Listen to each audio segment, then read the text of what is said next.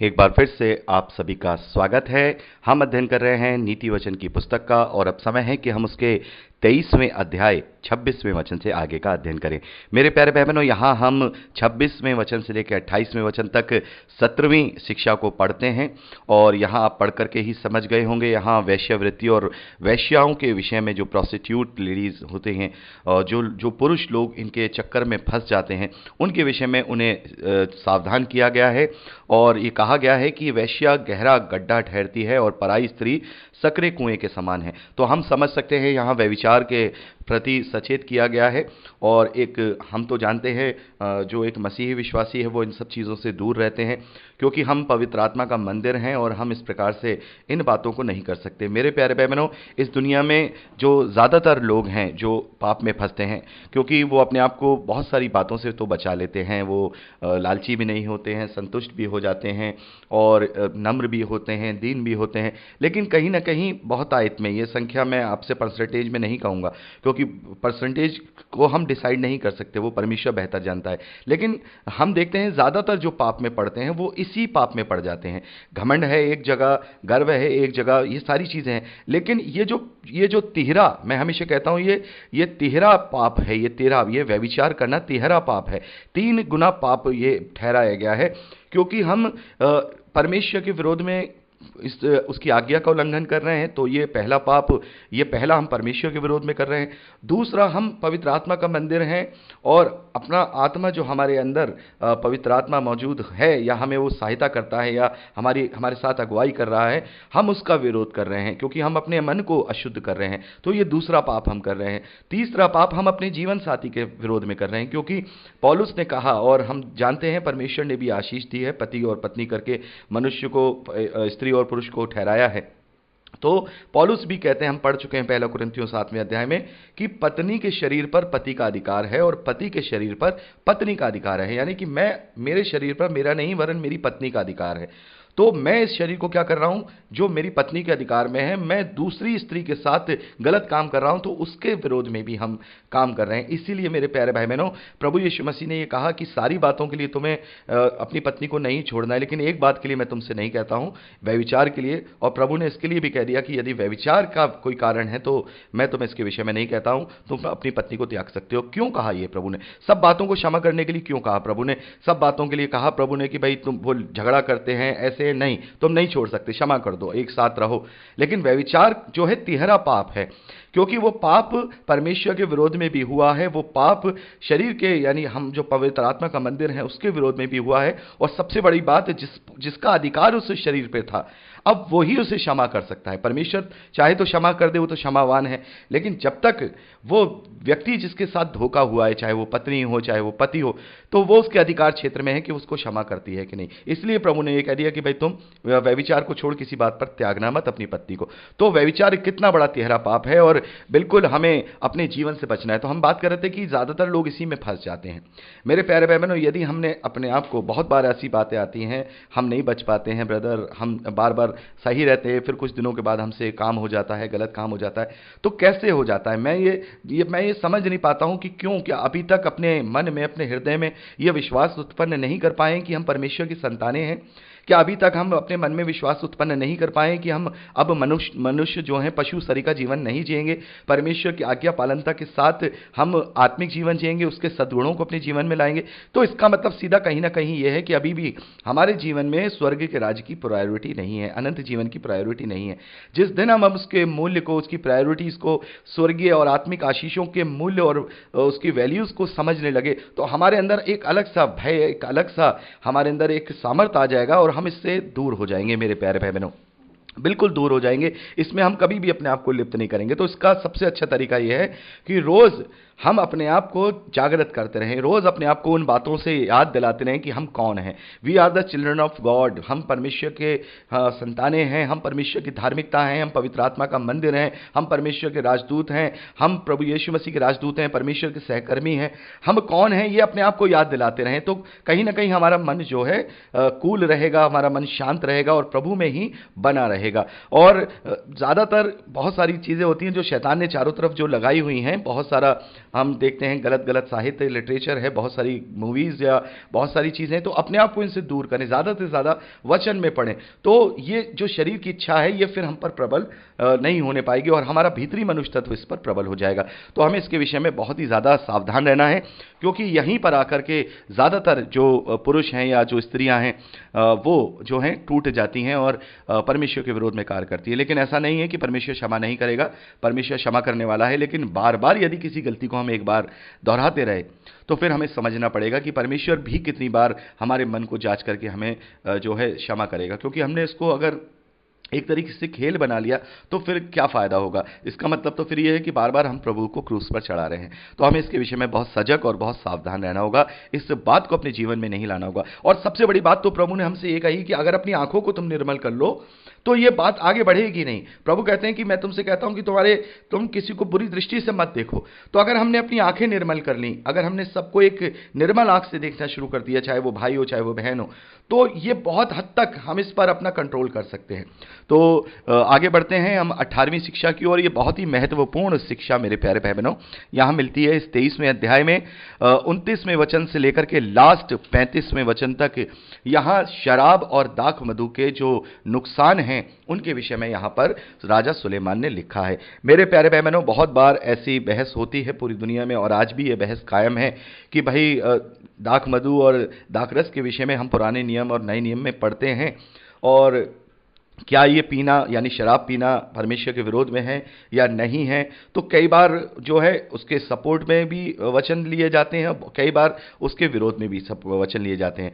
तो बहुत बार लोग दाख मधु के सपोर्ट में बहुत सारे वचन ले आते हैं, बहुत सारे कि नहीं देखिए हम पी सकते हैं, कर सकते हैं। देखिए हम यहाँ पर वचन से किसी से ये नहीं कहेंगे कि आप पी सकते हो नहीं पी सकते हो, क्योंकि वो उसको खुद ये फैसला करना है कि वो कर क्या रहा है, वो परमेश्वर का मंदिर है, वो कर क्या रहा है, क्या वो अपने आप को दूषित कर रहा है। अगर वो ये सोच रहा है कि मेरे ये करने से मैं दूषित नहीं हो रहा हूं, तो पौलुस कहते हैं कि हम अपने आप को अगर निर्दोष पा रहे हैं तो उसका मतलब ये नहीं है कि हम निर्दोष ठहर जाएंगे। हमारा जांचने वाला परमेश्वर है। तो प्रत्येक वो चीज़ जो हमें पाप और पाप के कारण में डाल सकती है, इंक्लूड शराब, इंक्लूड कोई भी धरती का कार्य जो हमें पाप और पाप के कारण में डाल सकती है, तो हम उससे अपनी दूरी बना लें, क्योंकि एक तरीके से हम उसके गुलाम और दास तो हो जाते हैं।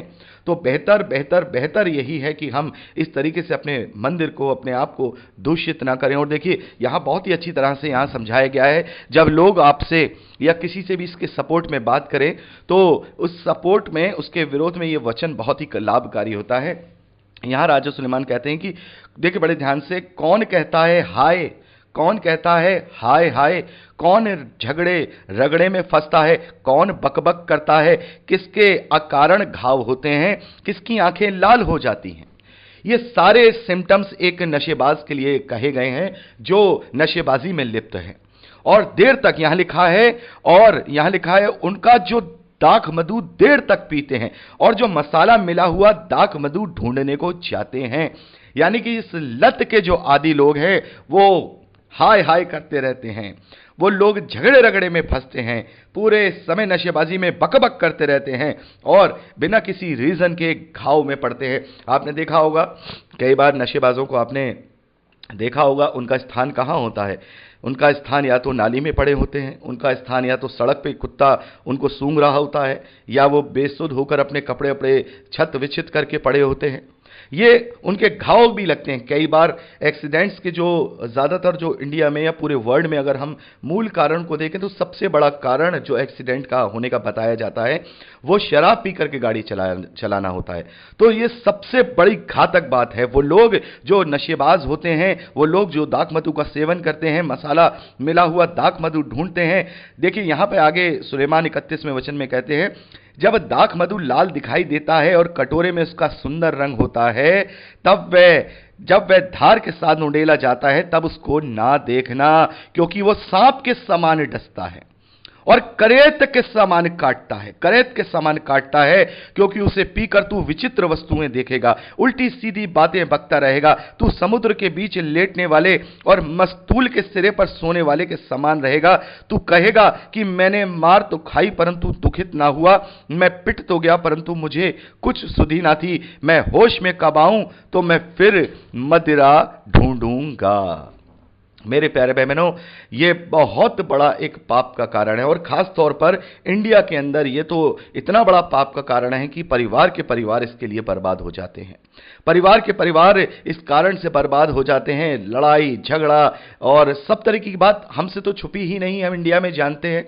और बहुत बार कुछ लोग जो पीने वाले हैं वो ब्रॉड का यानी कि फॉरेन का एग्जाम्पल देते हैं कि देखिए वहाँ तो ये सारी चीज़ें हैं, उनके कल्चर में है। तो प्रभु क्या कहते हैं? प्रभु कहते हैं जो वस्तु तुझे पाप, कोई भी चीज़ तुझे पाप और पाप के कारण में डालती है, वो उसे अपने जीवन से निकाल करके फेंक दे। तो हम क्या देखते हैं कि इंडिया के अंदर, हमारी संगति के अंदर इस चीज़ को बुरा समझा जाता है, तो ये ऑटोमेटिकली पाप बन जाता है। आपको बड़े अच्छे से समझना होगा। प्रभु यीशु मसीह ने क्या कहा? जो तुम्हें दूसरों के लिए, जो तुम्हें अपने लिए दूसरों से पसंद नहीं, तुम दूसरों के साथ वैसा मत करो। तो मान लीजिए यह भी एक पाप की श्रेणी में आ जाएगा यदि हम किसी नॉनवेज ना खाने वाले के साथ टेबल पर बैठ के नॉनवेज खा जाएं, क्योंकि हम उसके दिल को दुखी पहुंचा रहे हैं।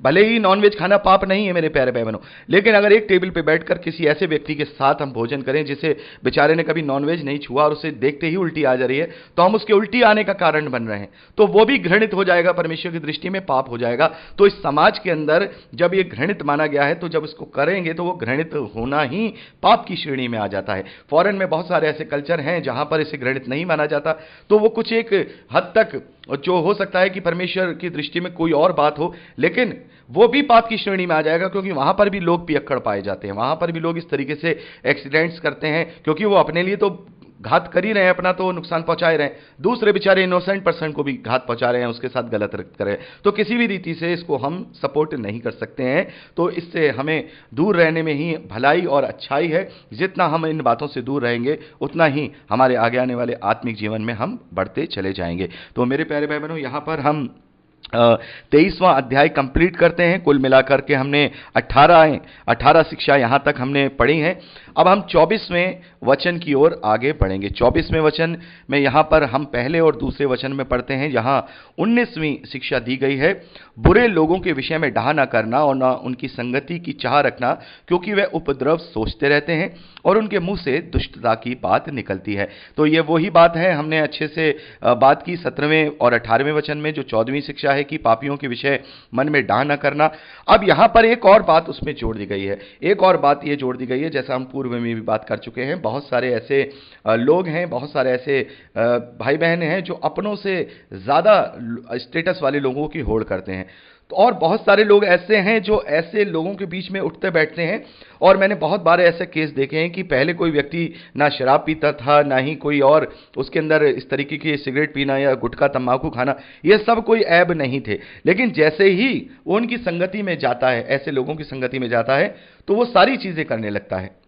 लोग उसको जबरदस्ती क्या करते हैं, अरे खा के देख, अरे पी के देख, अरे कुछ नहीं होता है, सारी करते करते वो खुद तो बिगड़े होते हैं, एक व्यक्ति को और बिगाड़ देते हैं।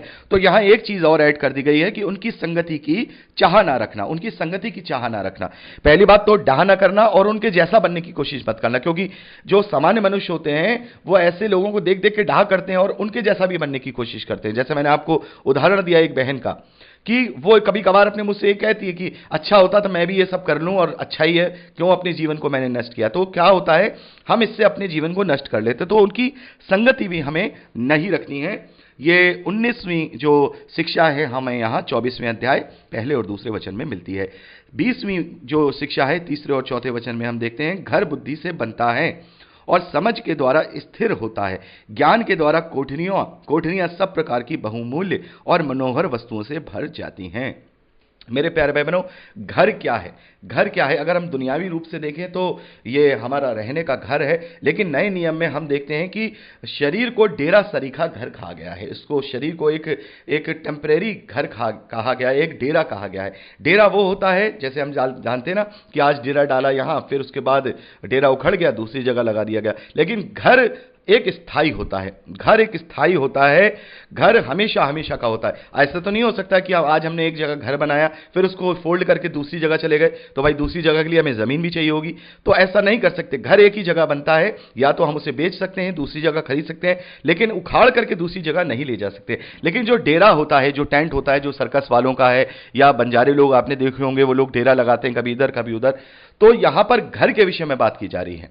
तो हम डेरा तो अपना बना रहे हैं, संसार का डेरा अगर हम जितना भी इसके लिए कर लें, इस डेरे को जितना भी सजा लें मेरे प्यारे भाई बहनों, ये डेरा, ये टेंट, हमारा शरीर सरीखा डेरा, इसमें कितनी भी डेकोरेशन कर लें हम कितना भी शरीर के लिए जीते रहें, अंत में यह डेरा उखड़ जाएगा और हमें एक पूरे घर की जरूरत पड़ेगी जहां हम हमेशा के लिए निवास स्थान में वास कर सकें। तो वो घर बुद्धि से बनता है और समझ के द्वारा स्थिर होता है, ज्ञान के द्वारा कोठरियां यानी हमारे हृदय की कोठरियां सब प्रकार के बहुमूल्य उन शिक्षाओं से, जो बहुमूल्य हैं, मनोहर वस्तुएं, हमारे भलाई के कार्यों से भर जाती हैं। तो यहां पर बहुत ही महत्वपूर्ण शिक्षा हमने 20वें वचन से ली है और यहां हमने 24वें अध्याय 4थे वचन तक का अध्ययन कंप्लीट किया है और अब हम 5वें वचन से और 21वीं शिक्षा से आगे अगली रिकॉर्डिंग में अध्ययन करेंगे। प्रभु आपको आशीष दे।